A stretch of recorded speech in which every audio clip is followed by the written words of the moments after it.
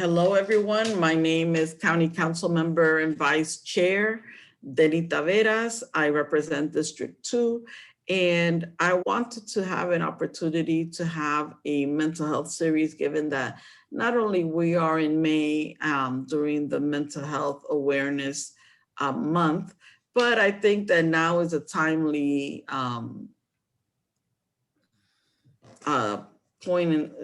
point for us to engage in this conversation, given that we have had a lot of challenges during the pandemic. We've had a lot of seniors that needed outreach, and I think that this is a timely discussion. So today, at this time, we will be having a conversation around senior mental health. And we have a stellar panel here, and I want to introduce everyone. But before that, if there is anyone that is in need of not transportation, translation services, please look at the globe below on the screen. If you do not see it, please put your mouse on the screen and the bottom area will pop up, and there will be a section with a globe that says interpretation. You can click on it and select the language. So let me just translate that really quick. Hola, soy la concejal Deni Taveras. Estamos aquí para hablar sobre el tema muy importante acerca de la salud mental de nuestros ancianos y la gente en tercera edad. Y creo que es bien importante que, aunque no haya mucha gente aquí hoy, sé que nosotros vamos a grabar este evento, y esto va a ser algo que sí vamos a lograr compartir con gente en diferentes comunidades. Y esto va a ser bastante importante porque va a llegar a la audiencia apropiada para oír de este tema tan importante. So, con eso, si necesita traducción hoy, asegúrese de poner su mouse en la pantalla y ver el glóbulo que dice interpretación. Dele un clic ahí y escoja su lenguaje preferido. Y ahí tendremos ahí la señora Olga Andino, que nos va a traducir hoy, y le damos la bienvenida a la señora Olga. Gracias por estar aquí con nosotros. Y cualquier cosa, por favor, se lo pueden dirigir a ella. Now, moving along, let's just, I'll go from, I guess, left to right. Ms. Christine Bitzer, if you would like to introduce yourself. Sure. My name is Christine Bitzer. I'm a licensed social worker. I work as a care manager with a nonprofit called Seabury Care Management. And we go into the community, see our clients who are primarily older adults throughout the DC metro area, and we serve all income levels. Thank you for being here with us. Ms. McBroom. Good morning, everyone. My name is Deborah McBroom, and I work with the Prince George's County Department of Family Services Aging and Disabilities Services Division. I am the unit manager for multiple programs that primarily provide information, assistance, referrals, and options counselors to older adults, individuals with disabilities, and their care partners. Thank you. And Ms. Carlesa Peterson. Yes, good morning, everyone. My name is Carlesa Peterson. I am the acting Deputy Assistant Director of Child, Adult, and Family Services with the Prince George's County Department of Social Services. And under CAFS, we manage programs of child protective services, adult services, foster care and adoptions, family preservation, and independent living. Thank you. And Ms. Silvana Quentua. Good Quentua. morning, everyone. My name is Silvana Quentua, and I'm the Acting Bureau Chief for Adult Services in Prince George's County, Maryland. We pretty much ensure that the vulnerable adults in our community are kept safe and protected against abuse, neglect, or financial exploitation. Thank you for having me. No, thank you for coming. And Dr. Billina? Yes, that's good. I spent a month in Italy and I became Billina, so I respond to anything at this point. But either way, so my name's Dr. Billina. I've gotten that one too. But Dr. Billina Shaw, I'm the medical director for the mental health, the behavioral health division at the Prince George's County Health Department. I'm a psychiatrist by training. I'm board certified in child, adolescent, adult, and addiction psychiatry. Thank you. Thank you so much for coming here. And so moving forward, I just want to start asking all the panelists, why is mental health important? I'll start, from Ms. Shaw backwards now. So Ms. Shaw, Dr. Shaw. So mental health or behavioral health is important for several reasons. The first reason is that for us to become a functional society where we are living to our highest potential, we have to be healthy with respect to mental health and behavioral health, including substance use disorder and substance use disorder risks. So that's number one. The other really important reason is that our bodies and our brain and our head are connected, and to be able to be health. I think David Satcher said there's no health without mental health. And in order to be healthy physically, we have to have a healthy behavioral health, be healthy with respect to our behavioral health. And so I think that just to be holistically a healthy society, it's just so important. And I think that's a good enough response. I don't know if anybody wants to tap into that, but also, can some folks just maybe Ms. Bitzer, if we could go into what are the mental illnesses and who is at risk? Sure, I can start off with that. When I'm working out in the community and I see mental illness and who's at risk, it's really about when something's gone wrong with what Dr. Shaw was just talking about. People are unable to function appropriately. They aren't able to engage in society and be that high functioning individual that we referred to earlier. Certainly anybody who's isolated, which that's been a big issue with COVID. And I will go into this a little bit later, but I think we also have to focus on not just isolation, but loneliness and how that impacts. So, it is our older adults who have been isolated, who may have chronic issues, family history, all of that. And I'll let the other panelists also jump in. What are maybe some of the warning signs on mental health disorders in older adults? I know this is Deborah McBroom with the Aging and Disabilities Services Division. So my background is not necessarily in mental health. I deal with providing programs and services, and I've done it for 25 plus years. So from my experience, some of the things that are oftentimes very basic and simplistic to our lives can also be a determinant for mental illness in particularly older adults. So for example, something as simple as loss of transportation.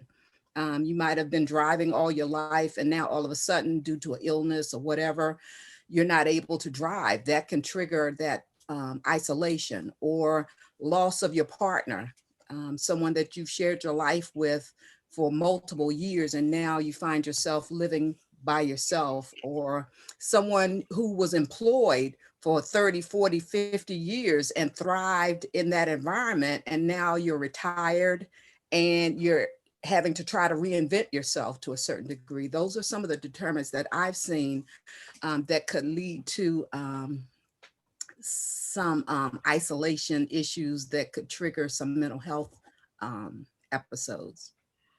No, that's perfect. I want to also direct to you and Ms. Peterson. Older adults may also experience abuse. What are the different types?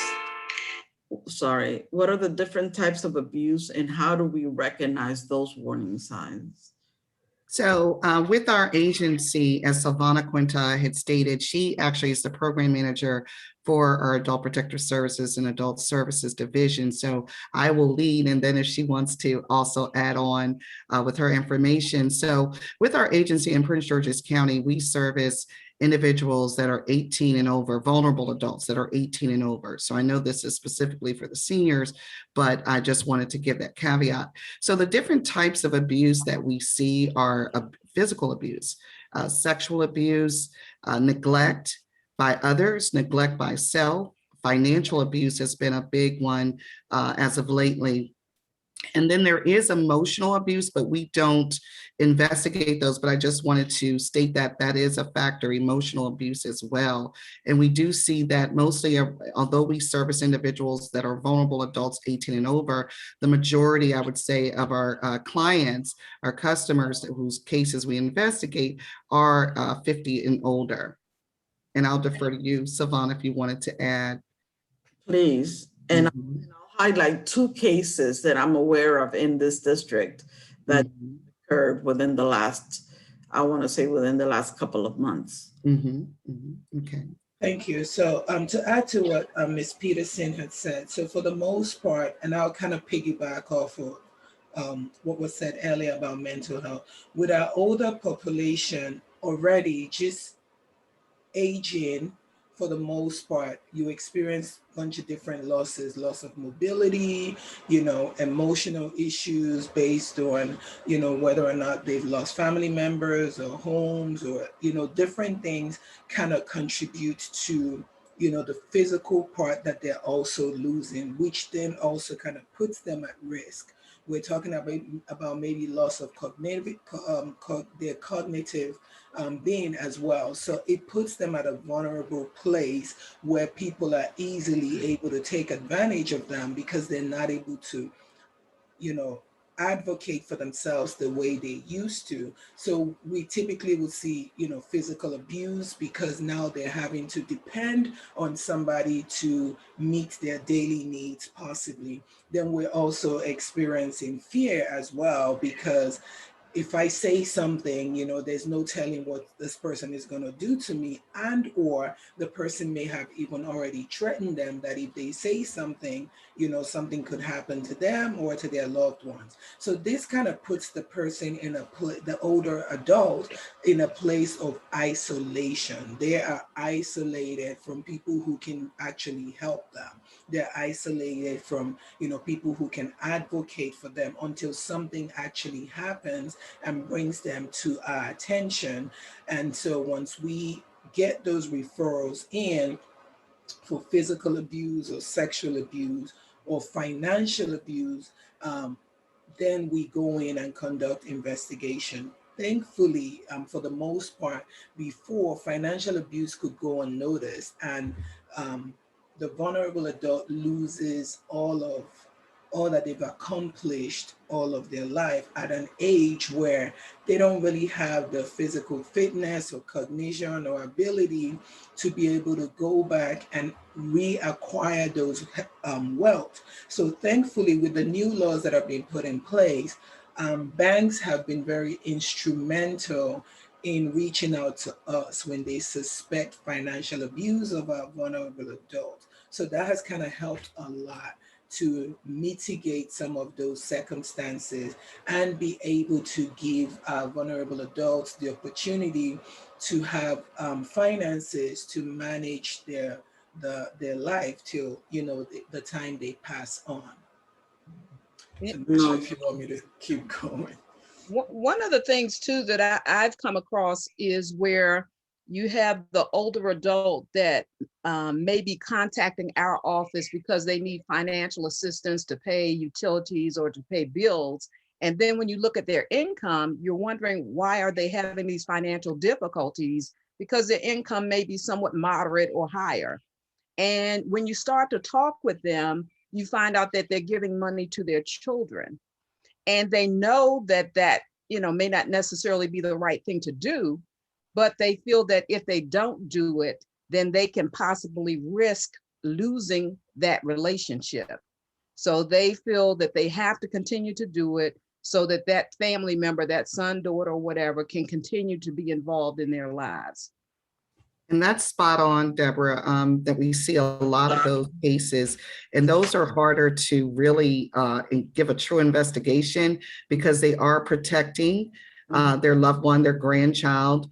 Oftentimes they're embarrassed that, they've taken them on such a terrible financial ride.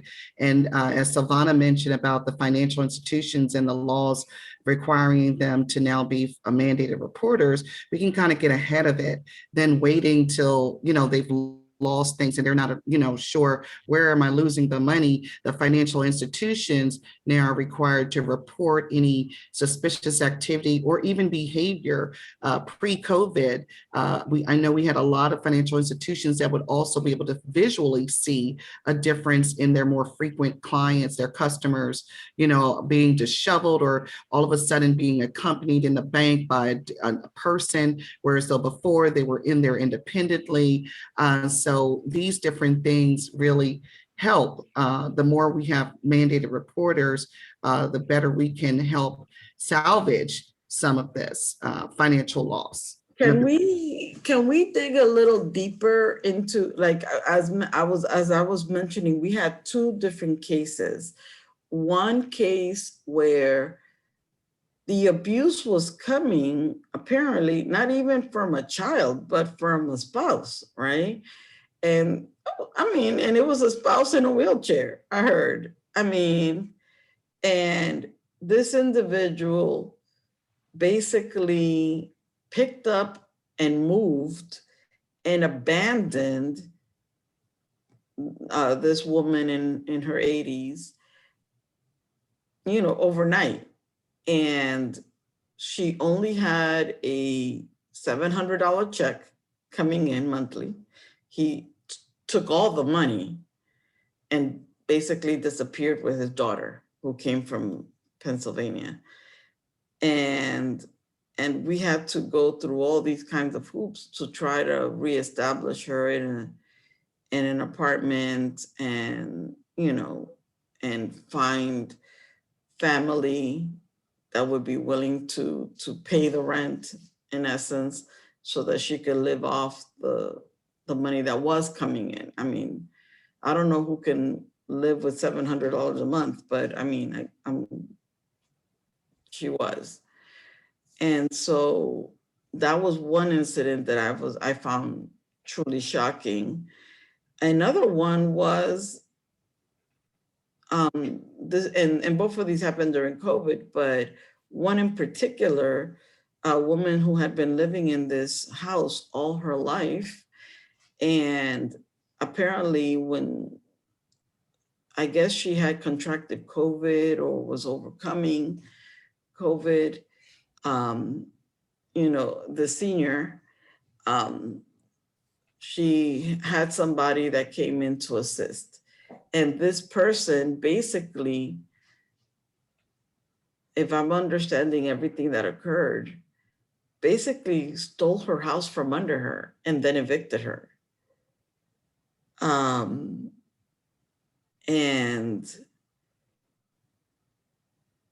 it's those are things that I don't know who could have the heart to do that kind of thing. But that it could be like you said, from the abuse, and it could come from strangers, it could come from a spouse, it could come, like you said, from a child. It's it's basically open season. It could be anyone, and some people are truly heartless and trying to basically eat you out of house and home, literally. Yeah. Yeah. I know that the first incident that you mentioned sounded a little familiar, but what happens sometimes when you have an older couple and they have stepchildren involved, and as they're aging, their ability to manage their activities of daily living changes and they need more support.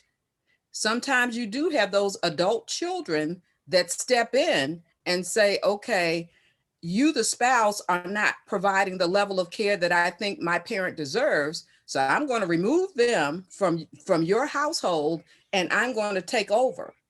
And if the spouse that's in the home is, maybe somewhat vulnerable in terms of their activities of daily living or ability to take care of themselves as well, they may not have the wherewithal to know what their rights are and be caught in a predicament that you described. So I've seen a couple of cases where the adult children of the step in and remove their parent from a situation. Yeah, I mean, but I would think that if they were a married couple, you would take them both, but they only,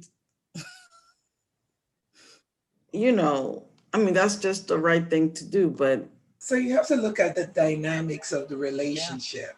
Yeah. It plays a part in everything that pretty much happens, from the time they were younger to midlife, and then now they're older.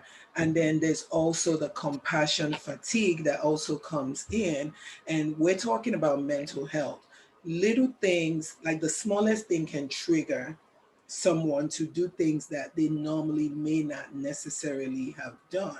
So if you have a person who's been taking care of a vulnerable adult and they have their own personal issues. So we talk about like the sandwich generation. You're taking care of your kids, then you're taking care of your parents, and you got to deal with your own issue. There's a limit. Everybody's strength is different. Everybody's strength varies. And so for some people, they experience burnout with either taking care of that vulnerable adult or just dealing with life, period. And sometimes they make poor decisions that affects the people around them. In addition to dysfunctional relationships that may have existed within those dynamics, they all kind of, play a part and create this big mess where, people are put in danger. And Um, depression can put people at risk for being exploited in general, broadly. They're feeling more passive. They're feeling like they really don't, cognitively, they might not be able to see the exploitation. They're feeling helpless as by nature of being depressed or feeling hopeless. And so hopeless that they can't get out of it, or if they're feeling so helpless, they're thankful that someone's doing anything for them. Because usually when people are being exploited, they give them just enough to survive, right? They give them just enough to feel like they're being cared for, but the other person is getting a lot more out of it. And so, I think that people who are at risk of, or who are depressed are at higher risk of exploitation, and obviously at higher risk of being depressed on the back end of this when they realize all of what's happened. And I think that with all of the complexities of what happens with aging, it's very important to realize that depression is not a natural part of aging. In that, this is obviously a stressful situation, but how people come out of it with respect to their mental health is really what determines how healthy they are. and that's a great segue to our depression and suicide section. So in asking, how does depression in older adults look like, and how common is it? Dr. Shaw and Ms. Bitzer? Yeah, I guess I'll start just to say that, when I'm out in the community working with older adults, which is the perspective that I come from, it's the way they present is often they'll deny being sad. Instead, there might be some physical manifestation. So aches and pains that just don't go away, that have been treated that aren't a part of aging. They might have stomach issues, they might have sleeping issues. And again, I feel like everything is one or the other. They're either sleeping too much or maybe they're sleeping too little. They have insomnia. They might be eating too much. They might not be eating anything at all. So it's this real kind of back and forth piece. The other part that I think that's really important is withdrawal. So not participating in or engaging as they used to. Again, coming out of COVID, we've all had to experience, are they not engaging because they can't, because there's some technical difficulties, or is it purely COVID? Is there depression going on? And when I say lack of engaging, I also mean in self-care. So someone who used to present very well, you would never see her out visiting with you outside of her best dress, is suddenly appearing, disheveled, without that lipstick on, without the hair combed. And Dr. Shaw also let you jump Might be in. me 3 minutes ago. Hold on a minute. It might be me just in this whole thing. No, but I mean, but even in showering, I think that there's Oh yeah. people who lack, people who stop showering in level of self-care. I think that, but Dr. Shaw?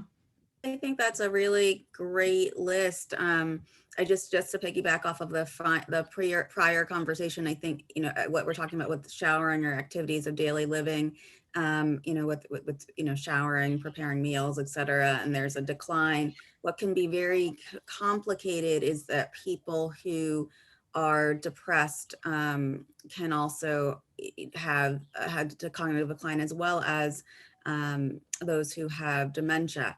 And the risks go hand in hand for depression and dementia. And just all of these changes can make people feel like there's not much to live for. And just going back to that suicidal question, that all of those changes can make people think that, why bother? No one's left. I've lost everything. I've lost my freedom. I've lost my family. I've lost my friends. I've lost my ability to function like I used to. And that can be high risk. And our seniors are some of the highest risk individuals with respect to suicidality. And just want to reiterate that that's not normal, and that people are experiencing that. Then you can dial up the NARC State 211 press 1. And that is a great way to talk to someone and find out whether or not you need extra help. And just talk through what's going on for you or a loved one that you might feel like need help, and you want to call as a third party just to run some things by someone. So let's dig a little deeper, because you went through a lot of really super uber important stuff. So I think one of the highest things that we need to highlight there is that seniors are amongst the number one group that engages in suicidal thoughts and probably in execution. So that's something to reiterate, and highlight. And another one is highlighting that that's not normal, right? That this is, so it's our experience that you have a resource by dialing 211 and going and being directed to someone that you can speak with and that will be able to help you. And that should be available basically around the clock. It is. It's 24/7 line. Yes. And so those are two real important issues and one concrete point of where you can go for help. And do you have any hard numbers in terms of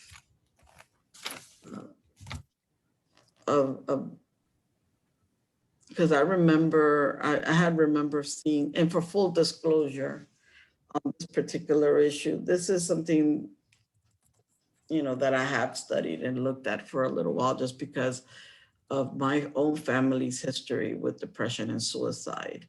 So my mother died of suicide, by suicide, and another family member. And that's also an issue that within my family was never discussed. So I think that we can,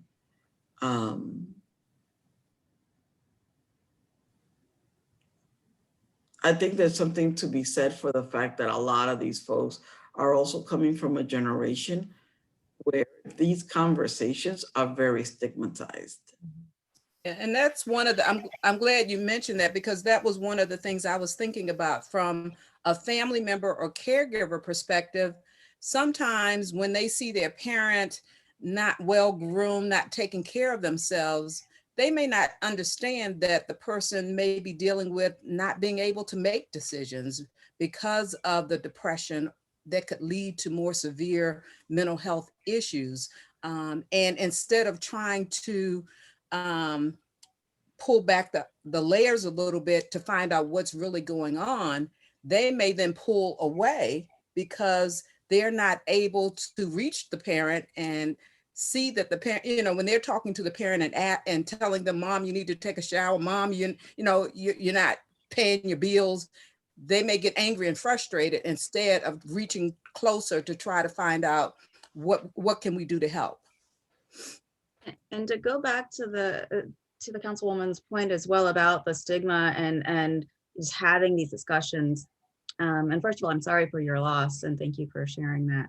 That is, I think it's important to talk about this, especially in minority communities, Black and Brown communities. We don't discuss these things, and although the quintessential or most classic suicide victim is one who's an older Caucasian male, that I think that it's important to note that even in young African-American males, we have one of the highest rates of rise nationwide in suicides and suicidal thoughts, and that just because the numbers aren't the same in the same proportion in the communities doesn't mean it's not happening. As well as there can be people who are suffering with suicidal thoughts who don't complete, and that could be, because of the stigma and because of just some other protective factors, but it doesn't necessarily mean it doesn't happen in our communities because the numbers don't look the same in our communities. And so I think it's really important to have that discussion, and just to know also that suicide there's an intergenerational effect, and there's a much higher risk of those who have had a friend or family member who have died by suicide to have a higher risk of dying by suicide. So it's very important to wrap around those family and friends very tightly as well, just to make sure that you're preventing any secondary effects. And just piggybacking off of that, I think that there's this sentiment that we could pray everything away, right? God heals and cleanses all. And the thing is, I mean, that's all well and fine, but when we're talking about these kinds of issues, this is also similar to, you're sure to take your high blood pressure medication. You're taking your diabetes medication, your insulin or dialysis or whatever. So similarly, there are remedies for this. So for me, the thing is that it may be important too. It's not just about going to a pastor who may not be a skilled social worker, but actually going to a professional psychotherapist or psychiatrist, so that you may be able to get the necessary treatment and talk therapy that you need to be able to address your mental health needs, that there are solutions. You could go into a group therapy session. So those are, Faith is not mutually exclusive with mental health treatment. Faith and mental health treatment can go hand in hand. You can pray over your medicine, you can pray over your therapist, you can pray over finding the right person. It doesn't have to be mutually exclusive. And just because, and there's a lot of data and literature that shows that people who have faith, that using religious coping can be a really effective mechanism to help people get through tough times too. So they're not mutually exclusive and really can help each other. One of my favorite t-shirts I've seen around lately is Jesus plus therapy on a t-shirt. That you can do. They work hand in hand, whatever your religion is or your faith is.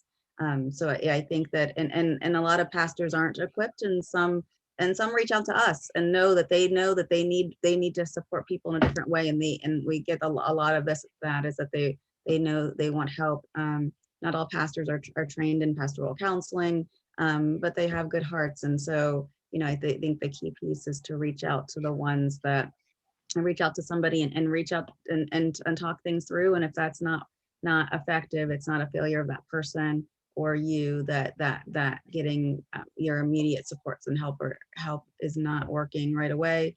But having support is a key piece to healing. So using that as a step is still really important. And I always say faith without works is dead. So you gotta, do the work. And I think also when you talk about stigmatization, physical ailments like blood pressure, high blood pressure, diabetes, and some of these things, you can see it, it's tangible. And I think with mental health, people don't see it, so they can't quantify it. And so oftentimes it's ignored. And I think that may add to the stigmatization, but this forum and others are definitely shedding the light on that and making it, a conversation to be had, just like you said, Councilwoman, about, the physical ailments. It's the same. and so I think that I like the t-shirt. I thought that was really funny. I like that. But I have to agree with everything that's being said here for sure. But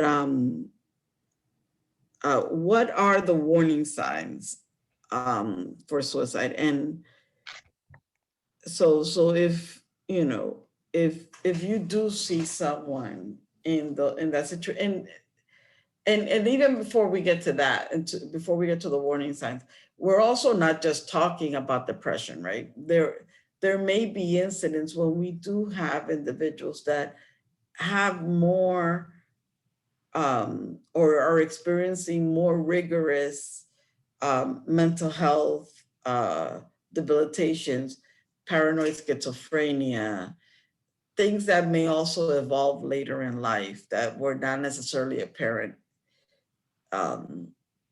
earlier on, and it may be a late onset.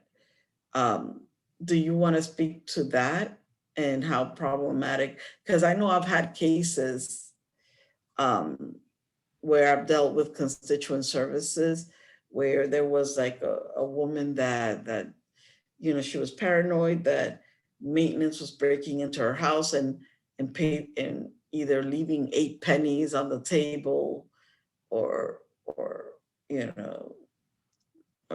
don't know, she was fascinated with pennies and water, that she had to mail water to her son, and she was spending all her money in mailing water to her son in New York from here. And I'm like, I'm pretty sure he's got water.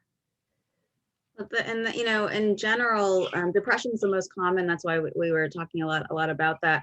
But all of the major mental health conditions can be prevalent in older adults. There are multiple facets of why this can be more complicated. Number one, even if you look at, say, schizophrenia, there's good literature that says that the duration of untreated psychosis, so the longer that somebody stays sick from and does not recover from an episode of schizophrenia, and that's when people are hearing things or seeing things or paranoid, things that aren't there, and sort of loss of touch with reality. But then also sometimes those people can, have problems with, not confusion with, like, they're not, their executive functions off, or they're wearing the coats in the winter coat in the summer, the folks of that nature. All of that is, if the longer that's untreated, the worse it can be. And it's harder to treat some of these illnesses in older adulthood. Medications can have more side effects. People might have more difficulty. Just their illness is more ingrained, and they really don't feel that they need the same type of treatment if they've gotten this far along.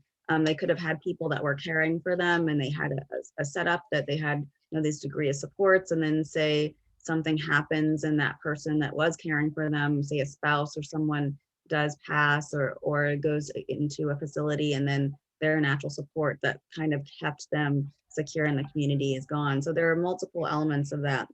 And even when we look at something, say like bipolar disorder, someone who has highs and lows where the emotions can go from an extreme giddy, elevated, or really high irritable mood to a low depressed mood, that can still persist into later adulthood.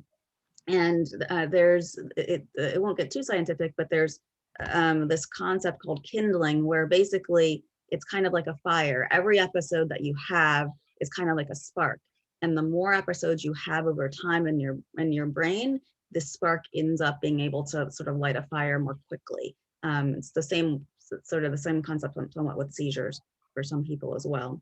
That concept's called kindling. But either way, there's still a higher risk, or it's easier for somebody to slip into an episode. Even with major depression, the more episodes that you have, the higher risk that it is to get out of it.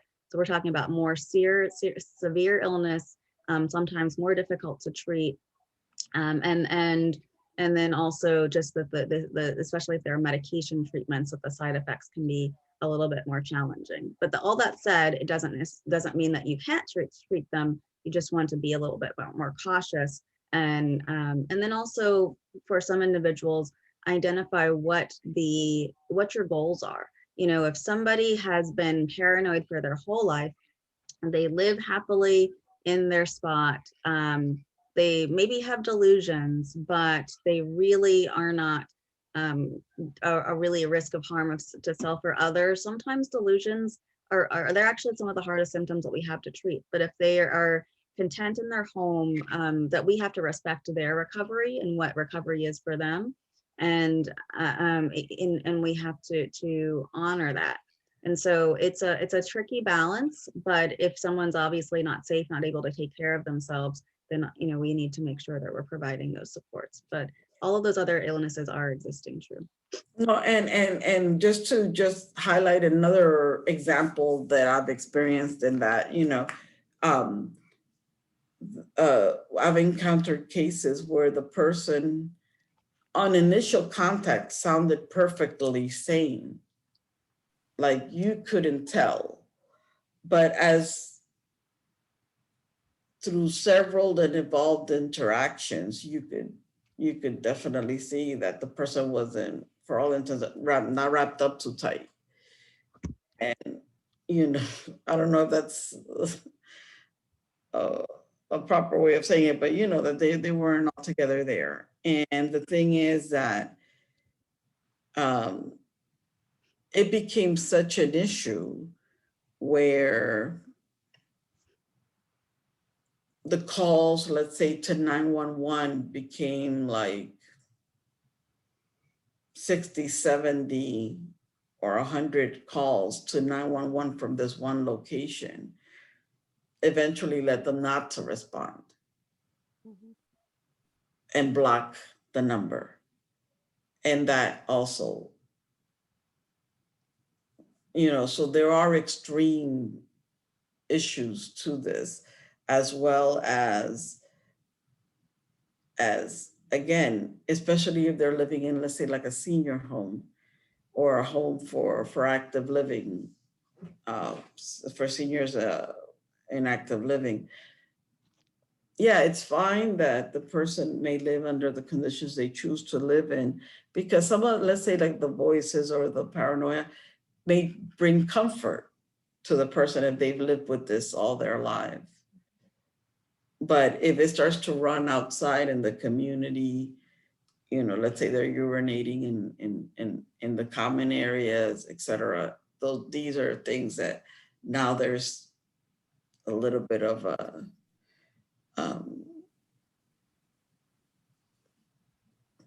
an effect outside of the home. So I don't know if people want to be able to address those kinds of issues, or how best to address those kinds of issues. Well, one of the things that I immediately think about as you're talking is, I think we also need to get a full workup of what's happening to the individual. And sometimes we can't do that until we have a relationship with that person. So for myself, as again, out in the community as a social worker, it is about building that relationship and then understanding, is this some type of dementia that has come up, that they are hallucinating, that they are no longer able to make appropriate decisions? Is this a medical issue that's come up? Even with the, I do have clients who have urinated in inappropriate places. And some of them it's because of a dementia, others of them it's because of that urge to go right then and there and not being able to control it. And then there are others that there is a mental illness that has shown itself. So I think some of it too is really drilling down to find out what is happening with this person and getting the right supports in place. And some of it may not be treatment. It may be appropriate to bring in medications. It might also be appropriate, as I think you mentioned, Councilwoman, getting the support around them. So are their needs being met, so that some of these other stressors can be taken off, and then you can focus on that. So in terms of, let's close this section out, looking at what are the warning signs, I guess, for suicide, and making sure that if we are seeing these signs, what can be done in order to try to address that. And then let's move on to the treatment and resources that are available for folks in the community. So over 90% of people who die by suicide have an underlying mental health condition. So anyone who just has any of these untreated or undertreated mental health conditions are at risk. Having a new crisis in one's life can put someone at risk. So just a stressor that comes up. Say, for example, the actual some say the exploitation, and they start realizing that they're going to lose all of their life savings or something like that. Those are situations where you want to look at something more closely and look at someone to make sure that you're looking to see if they're having new concerns. If people start, say, giving away prized possessions, I think that in general, we can confuse that late in life because people might be thinking, oh, they're making their will or they're concerned, but why now? Like, right, why is someone giving away their prized possession, making sure their dog is okay? Like those are warning signs and things to be concerned about.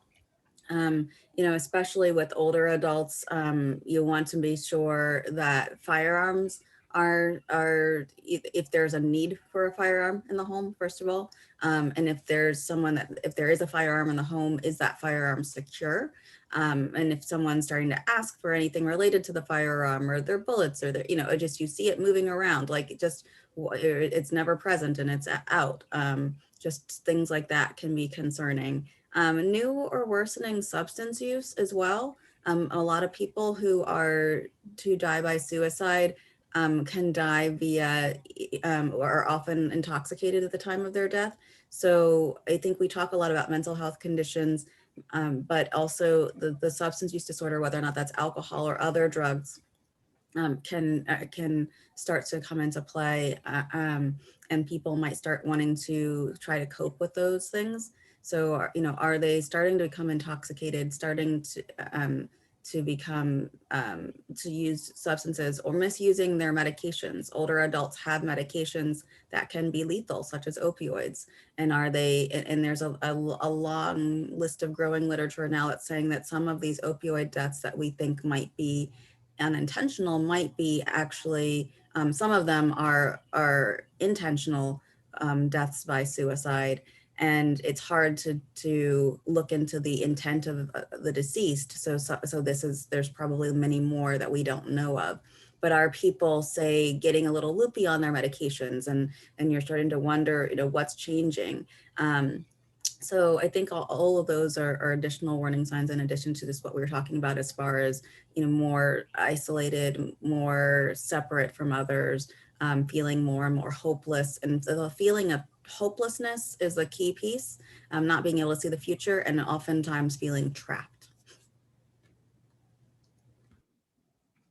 And then I would also like to add in the individual verbalizing such, stating, I do feel hopeless. What is it all for? Why am I here? Just the conversations as well. And along those lines, you won't make someone suicidal by asking them. So it's okay to ask. It's okay to just sort of come out in the open, and get to that point, and normalize that some people feel this way at this time of life. And it's okay if they feel that way. It's just okay not to stay there. Exactly. I think that you guys have mentioned some really key warning signs that I think we do need to be on the lookout for. And that could be anywhere. That could be, you could hear people talking in your church, in your community. It could be anywhere. On your block. You never know. Even social media posts. Mm-hmm. Yeah, exactly. What are the, I know I mentioned a couple of things, but what is the appropriate treatment? What is the appropriate treatment? Like you said, having strong faith, being involved in your church community. What are the treatments available for depression and common mental illnesses for older adults? I think that there's a wide array, but I just want to, get the technical response. I was thinking, Ms. Blitzer, do you want to start? Just because I think that therapy piece is so important. Yeah, that's where I would have said to start as well, just with finding a therapist who can work with you, or you mentioned earlier, a group therapy, sometimes even a support group that's based on whatever your situation is, can be helpful as well. Certainly at times we have clients who have gone to their psychiatrist or to their medical doctor just to get some medication. That's certainly an option. As I mentioned, I think always consulting with your doctor and a psychiatrist are good things to just check out, especially if you've tried other options and it hasn't worked. One of the things I wanted to add with that is I don't typically, the clients that I work with are on a ton of medications. I don't want them to be on extra medications, but if something will help get an individual over the hump, or if this is a mental illness that needs treatment, considering that as well. And certainly there are other therapies and treatments out there that I'll let you speak to, Dr. Shaw. I think those are the key ones. For severe depression, there are some other options, but I think that, medications, therapy, and just supports are really the core of what should happen. And I think also just, Ms. Bitzer mentioned before as well, the piece about other medical comorbidities. So that if somebody else has another medical condition, that we want to make sure that you're treating that. Thyroid conditions in older adults can often lead to depressive looking syndromes. And then also, after another medical illness, which is also another risk of suicide. I didn't mention that too, but also like after a stroke or cancer, heart attack, those are high risk periods as well. But then also sometimes those illnesses can mask or look like a depression too. And so it's important to make sure that you're optimally treating all of the above, and making sure that people are hopeful in those times. Because even when someone has depression after a stroke, depression after during cancer, anxiety during or after these illnesses, even COVID, that there's a higher risk of death from those same outcomes. So just making sure that you're aggressively treating these things, and whether or not that is therapy and or needing medication, because the lack of treatment can also cause someone to be at risk for death as well. That's excellent, but I like to add, the role that that healthy eating and Exercise. have in this. They definitely have shown to be able to increase endorphins, the feel good hormones, and also You say I'm gonna do it, but yeah, exactly. And exercise doesn't have to be running a marathon either, right? Exercise can be just, if you're parking, you park a little bit further away. If you're able to take the stairs, you take the stairs instead. You just add a little bit more movement and be intentional about it. But it doesn't necessarily have to be what you couldn't do when you were younger and you're pounding the pavement jogging, right? So I think it's or you could, what you could do when you're younger. Exercise is all relative. The National Institute on Aging has some good exercise regimens for older adults. I forget the name of their series, but they have, the National Institute on Aging has some information about how to stay healthy and exercise. And then also, I think we've all experienced it. We have that craving for that greasy fast food place, and then we go and we eat it and we feel like crap, right? I mean, that's, and then the same with, our ongoing diets, that it's important to make sure that we're giving ourselves the best fuel so that our brains can feel like it can go on the best fuel. Can I just mention that I just fell in love with Beyond Burger? I don't know. Maybe it was just me. Like, I just had it the other day and I was like, I think I could get away with this, because I usually don't eat beef, and I had a burger the other day and I was like, and it kind of felt like heavy in my stomach because I just don't eat typically that kind of meat. But the Beyond Burger, ooh, the only one who didn't like it was my dog. He figured it out, but I was on it. I was like, well, that's good for you if your dog doesn't like it, I guess. Yes. Yes. I know, he eats everything. Oh my goodness, he's horrible. The other things I might just add quickly in, I'm sorry, that when we're talking about those additional pieces like the nutrition and the exercise, sleep is also a big factor, making sure we're getting enough sleep. And as we talk about children needing naps, well, the rest of us need naps too. So while I mentioned at the beginning, maybe you're sleeping too much or too little, you should be trying to rejuvenate yourself.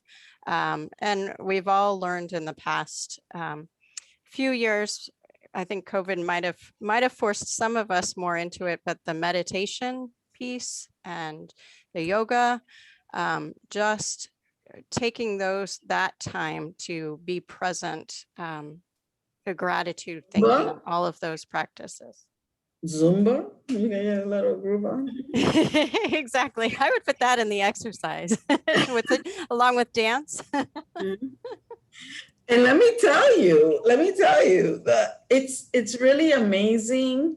At least I know that I was back home. We were celebrating my aunt's 90th birthday. We had a big bash.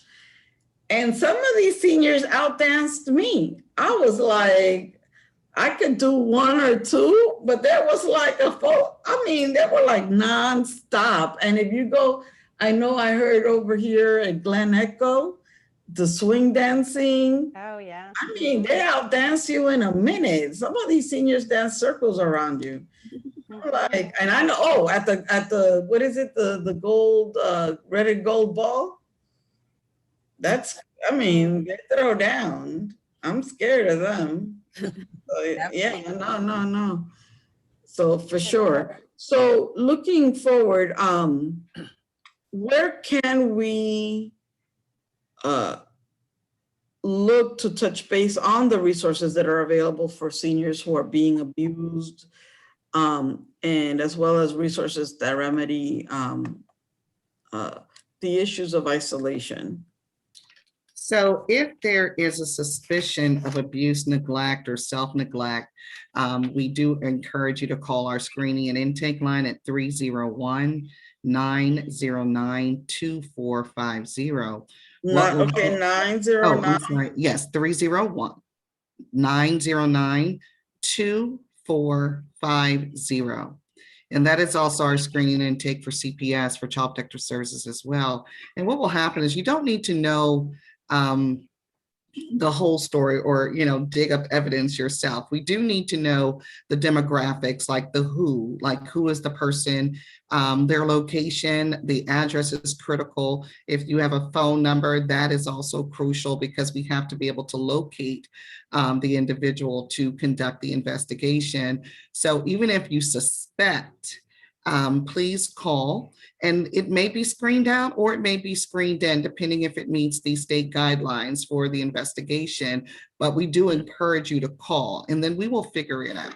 Also, when you do call, oftentimes people want to know, they want to get an update. Well, what happened with this case and what are you guys doing? We cannot share that due to confidentiality, but we can advise if it was screened in or screened out. And then we would then conduct the investigation depending on the allegation and take it from there. And Silvana, if you wanted to add anything. And then I just want to encourage people not to be scared to call. Reporters are usually anonymous. They can be anonymous. We don't disclose. So we do want to encourage people, if you suspect that there's an adult person being taken advantage of, just call it in. If you don't want to tell us your name, it's okay. If you tell us your name, we don't disclose where we got our information from. So anyone can feel free to call in any suspected abuse, neglect of a vulnerable adult in the community. Thank you. Okay, and maybe let's try to talk a little bit about how we can get support for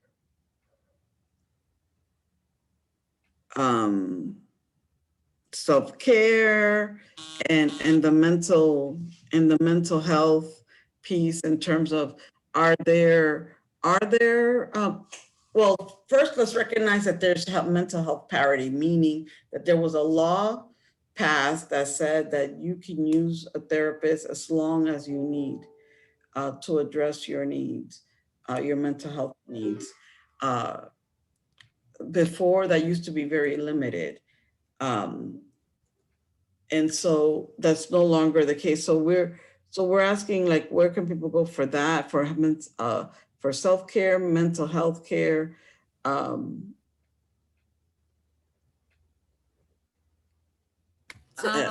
the community? Like, are there any discounted services, or where can people go for these kinds of therapy sessions, or even NAMI? I don't know, the National Association for Mental Illness. So there are a lot. So actually bringing up the idea of peer support and Family support. So the National Association of Mental Illness, or NAMI, is available. There's a Prince George's County chapter. They're a very active organization. Also, we have the Maryland Coalition of Families for those who might have a family member who has a mental health condition and you want support as well. They've traditionally focused on children, but they also now are focusing on adults who have adult family members as well. So those are Maryland Coalition of Families, NAMI, are two great resources. You can start with your primary doctor. They can start, to help to make sure that you're looking for all of those other medical conditions that might be masquerading as a mental health condition. And then they can start to think about what types of treatments you might need. You can, go through your insurance provider if you're insured. The parity does have a long way to go. I think that, the insurance companies are insurance companies that make money, and they still have been trying to fight their ways around that law. But the key piece is that the law does exist, and you can continue to advocate and do that work to make sure that you get the treatment that you need for as long as you need.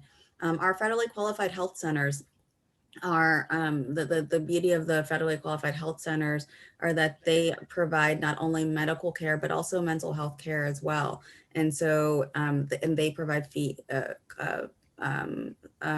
services on a sliding scale.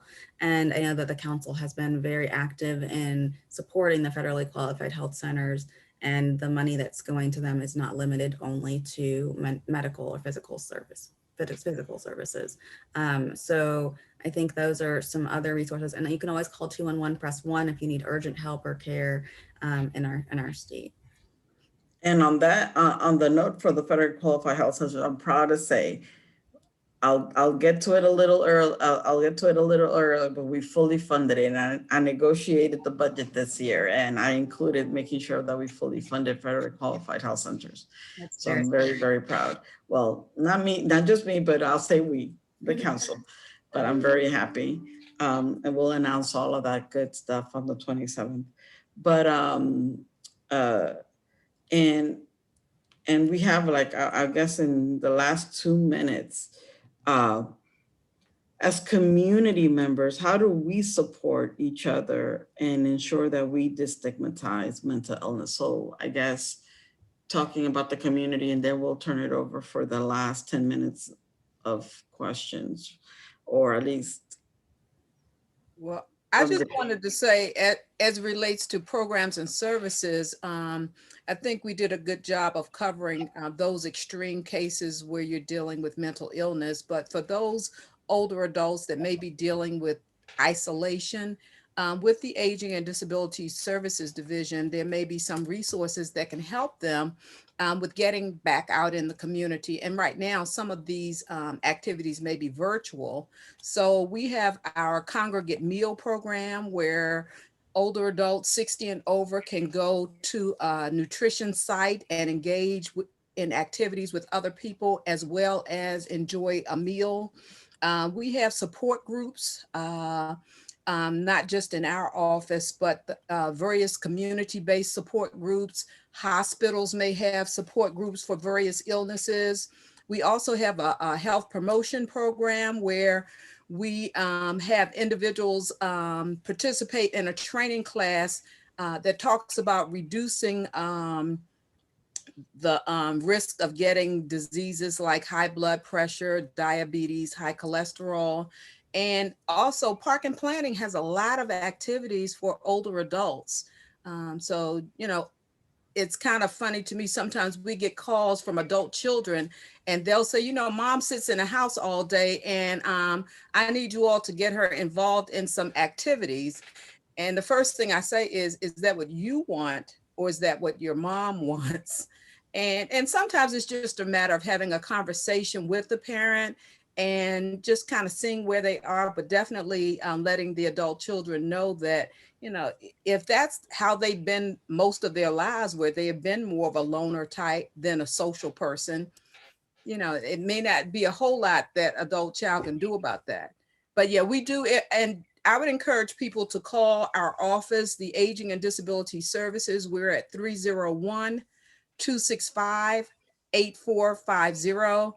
And we can talk about some of the resources that are not only available in our office, but in the community and other government agencies as well. And I have to agree with the whole piece on parking planning. They've got amazing, amazing programs. There was one senior lady, I want to say if she was not in her 70s, maybe in her 80s, she had walked from like New York to Arizona, and like there was like basically walk around the US, and she had done that many steps, Yeah, basically walked the country. absolutely. And it was just amazing. I mean, she looked great. I'm like, dag, I was like, oof, I got compared to her, she was looking good. Yeah. And so that was very inspirational for me. And in terms of, I know that during Christmas, they always have these really amazing, amazing programs where the seniors come out and dance and Yeah. so on. And I would like to add, for one of the resources, is something that our director has implemented with staff as far as a resource for the community. We're taking mental health first aid training. And I believe that's with and correct me if I'm wrong, Dr. Shaw, I think it's the National Council for Mental Wellbeing. And pretty much what that training does, I kind of wrote some of it down.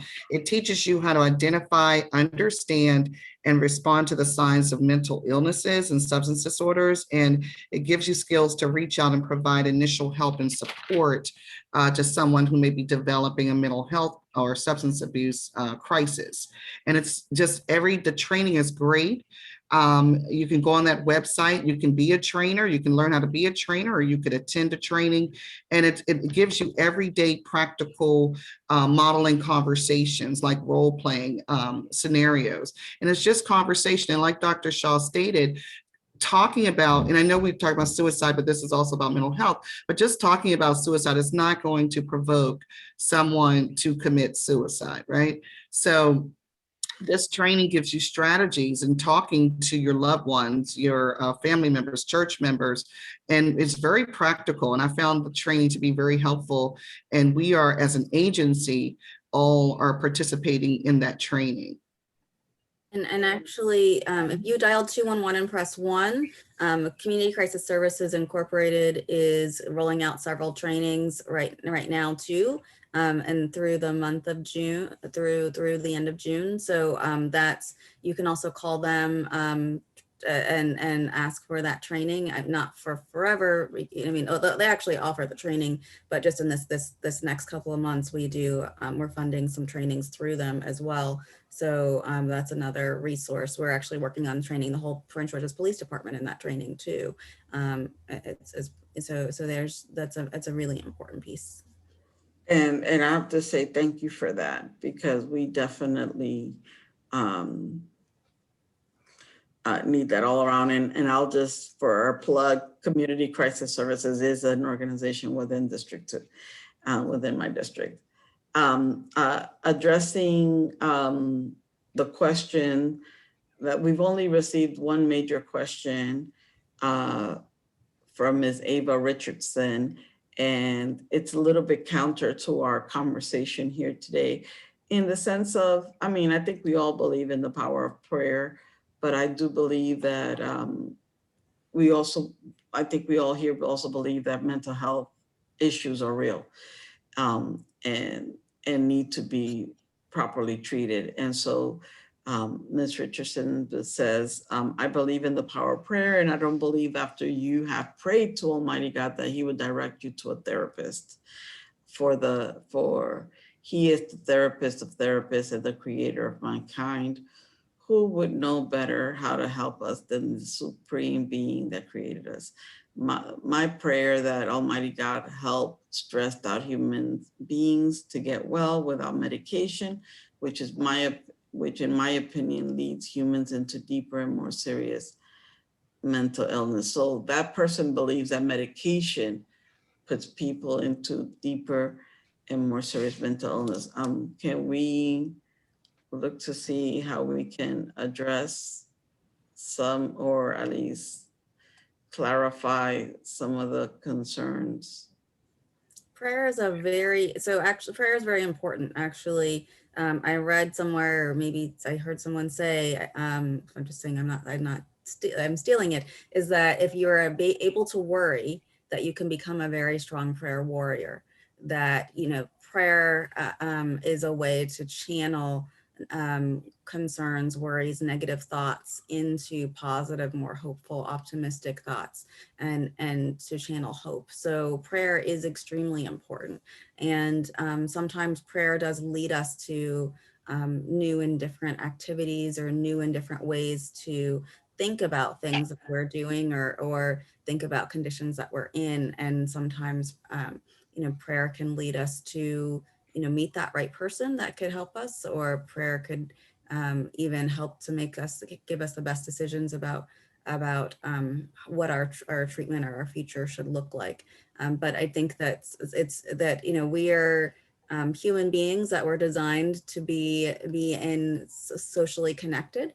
If you think about even from the Christian perspective, that one of the first things that God did was put people together, right? And so we shouldn't negate that ability of us to work through each other, and let God work through each other individual that he's placed on this earth to possibly help each other. I think that's a gift that we have to give to each other, and a gift that we have to give to ourselves, is to use what are the other creations, and whether or not that's people or medications or science, to help us get better. So with that, I think that she has, Ms. Richardson has shared her phone number as well, in case you would like to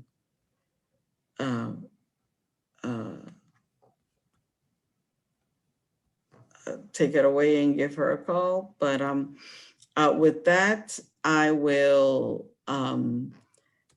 just give everybody maybe like 30 seconds for closing comments, and say thank you to everybody for coming. We've got 2 minutes before we end. Ms. Bitzer, you wanna start it off, and we'll close as we started? Sure. Really, I think the one thing I always say in kind of these presentations, with which Dr. Shaw has said several times, is that depression is not normal. So when somebody is having a mental health concern, it's good to ask those questions and to look for the help. And just thank you all for having me. Ms. McBroom? I'd like to thank you all for inviting me to participate in this panel discussion as well. Just to be encouraging that, people with mental illness function in society. We don't want to in any way stigmatize individuals that may have mental illness. We get calls from the community sometimes expecting us to do something because they feel someone is not acting normal, but that may be their normal. You can call our office or call Adult Protective Services to investigate, but that doesn't necessarily mean that there needs to be an intervention all the time. But please call our office if you do have any questions and concerns about accessing services and programs. That's what we're here for. So thank you. And do you run the godparent or the We have the foster grandparent program, but that program is it's a program where you get a stipend, where they work in the school system with the kindergarten teachers as a teacher's aide. So there are many kinds of opportunities that we can discuss with older adults that may be dealing with some issues of isolation, or if their family want to talk about the services that we have. We'll more than happy to have that conversation. And we didn't touch on it, but there may be some extreme cases too, where family members may have to consider guardianship for some individuals as well. But start with getting some expert advice, whether it's from the mental health perspective or service perspective. Ms. Peterson? Yes, thank you. I want to thank you again for inviting me here. This is a very important topic and conversation, and I'm glad it will be shared throughout the county for others to view. I would just like to also add, we had mentioned earlier about the sandwich generation, and we do offer another service within the Department of Social Services, respite care. And what it does, it gives the caregiver a break. And so sometimes the stressors, we talked about stress and self-care, and it's not for the caregiver to go to work, but it's to give them a break to do things, maybe run errands, go on a trip or whatever. So you can still call the main hotline 301-909-2450 and let them know you're interested in respite care. So I thought that was important to add. And just self-care for individuals. And as Deborah stated, we never want to stigmatize anyone with mental illness. You definitely feel free. We encourage you to contact our screening and intake line, and just know that individuals with mental illnesses have rights. So just because they're acting a little differently, whatever, we will, in our investigation, if it's screened in, refer them to the resources that they may be eligible for and entitled to and could help them, but also know that they also have the right to refuse. And we do rely on self-determination, but we will encourage as best we can. Thank you. Thank you. Ms. Kentwa? Thank you again for giving me the opportunity to come to this forum. I really appreciate it. I just want to say that, depression, mental illness, it's real. I'm a Christian, I'm a believer, and I believe in praying, but also we need to add works to it. When you read your Bible, it talks about God sending us help. God himself is not going to come down and, deal with the situations. He puts helpers in place. So I firmly believe in holistic approach to dealing with mental illness. If one has diabetes, typically they give you the medication for diabetes, as well as telling you to change your diet and do some exercise. Same thing with mental illness. If you require medication, the doctor, may recommend that. But I think just having supportive network in place, having that toolbox. It could be a neighbor that knows that if you haven't seen me open my door in 2 days, come check on me. That means I'm probably at my low or whatever the case may be. So I think just training people to understand what mental illness looks like for different people, as well as training, as well as teaching the person to build some kind of toolbox that would help them maintain a healthy life. Mental illness, like someone had stated earlier, there are people who function with mental illness. They just have to surround themselves with toolboxes that can help them fulfill a functional life. Thank you very much. No, thank you. And Dr. Shaw, you have the last word. I just want to, first of all, thank you and thank for inviting me and being able to be part of this panel and as part of Mental Health Awareness Month. I just think that it's important to remember that mental health can affect anyone, that we are all, as humans, susceptible to this. And just to piggyback off of what Carlesa mentioned, that includes especially caregivers. The data showed that those who are caregiving were actually at the highest risk of having mental health conditions as part of COVID. And as COVID is ending and that the restrictions are ending, and we think about the mental health pieces of the stressors supposedly ending, we need to realize that it's brought out mental health conditions that were existing before and made them worse for a lot of people, and that it's okay that you're not feeling that hope or that light at the end of COVID and you're still feeling stressed and overwhelmed, and that that it's okay and that it's time to think about treatment as a society. We've gone through a lot together, and it's okay to try to get out of this with help from others too. Amen to that. And I just want to take a minute to just recognize from my office, Alvi Escobar, extraordinaire, and Ms. Jovina Brown as well. who basically put this event on, contacted you all, made the magic happen with the technology and in the dual recordings. And to Ms. Olga Andino, gracias por traducir este evento tan importante para nuestra comunidad. Gracias. And to everyone out there, thank you for being part of this. And again, we will be circulating this video. I hope this conversation was of great use to you. And let's stay connected, let's stay together, and let's survive and thrive out of this pandemic. So with that, thank you everyone, and thank you for the time. Thank you. Bye-bye. Thank you.